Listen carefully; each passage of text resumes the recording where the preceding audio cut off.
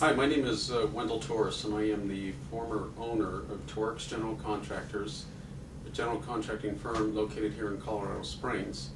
And when I founded the company in 1987, it was just myself. We were extremely small, just trying to get a niche in the market and establish a client base.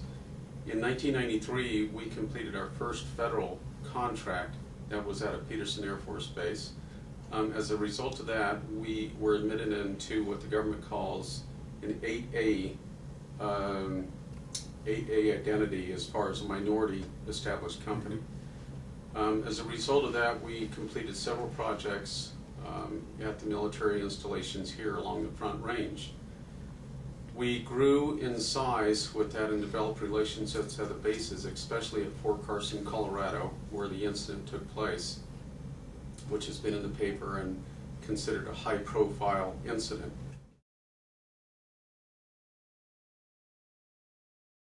Yeah, as the company grew, the first year in business, we completed approximately $200,000 in gross sales. At the height of the business in 2007 and 2008, we completed approximately $108 million in gross sales and had 163 employees on staff. And we had architects, engineers, planners, estimators that were available for the client as both the private and public sector.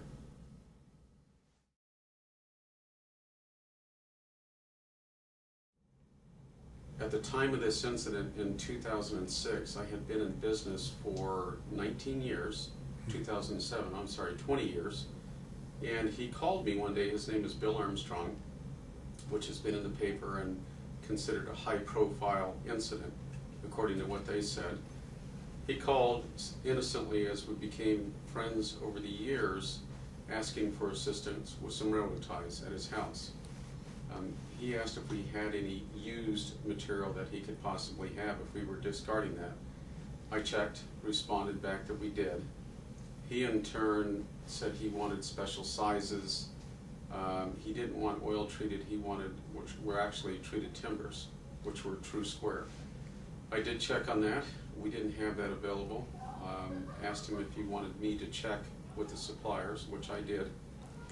And we had those delivered to his house for him. At the time of delivery, he said, "Let me know how much I owe you." My response to Bill was, "Don't worry about it." I've worked with Bill for 9 to 10 years, became very good friends, did things socially with him also. But the mistake that I made is you can't have any type of gratuity with that level to a federal contracting officer.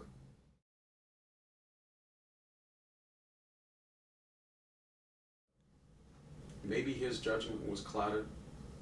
I responded the wrong way when I said don't worry about it, but there was never an intent to receive anything in return. We never had a spike in the business because we already had a relationship there. It wasn't like you weren't hired yet and you gave him this stuff.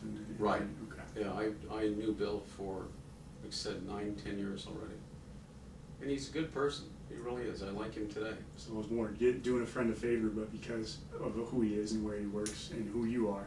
Right, and when you look at the perception that the public could have, you know, and if you stop and think about it, I probably planted a seed down the future that is, well, you know, I called Wendell and he helped me, so maybe I'll give him another contract. But as a result of what happened, I went through a 3-year investigation, federal investigation with the Army Criminal Investigation Division. Legal fees were $1 million. It's still not over. I did plead guilty to providing a gratuity to a government official, which in the government's eyes is the same as a bribe. At sentencing, I received 2 years probation, a $10,100 fine, 100 hours of community speaking on business ethics.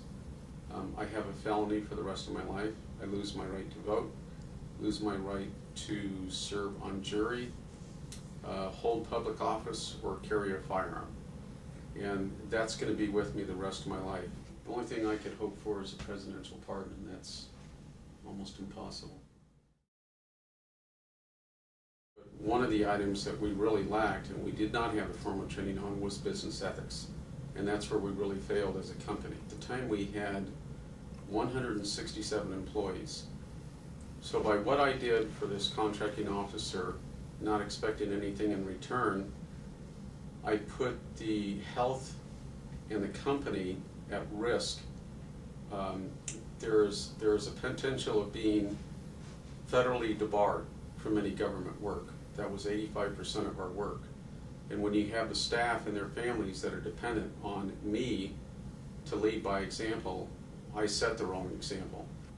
Imagine if you're starting out new in your career and you have been branded or identified as someone that has bribed a government official, and you have to put that on the resume as you're trying to move forward.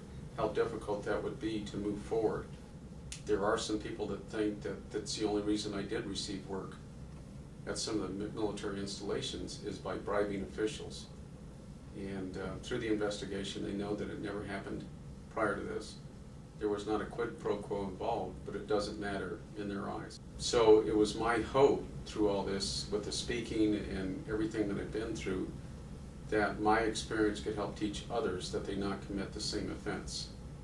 And when you're dealing with business owners, whether it's private or the public sector, you just have to be very aware of what your actions and the result of that actions could be, and just always be above board.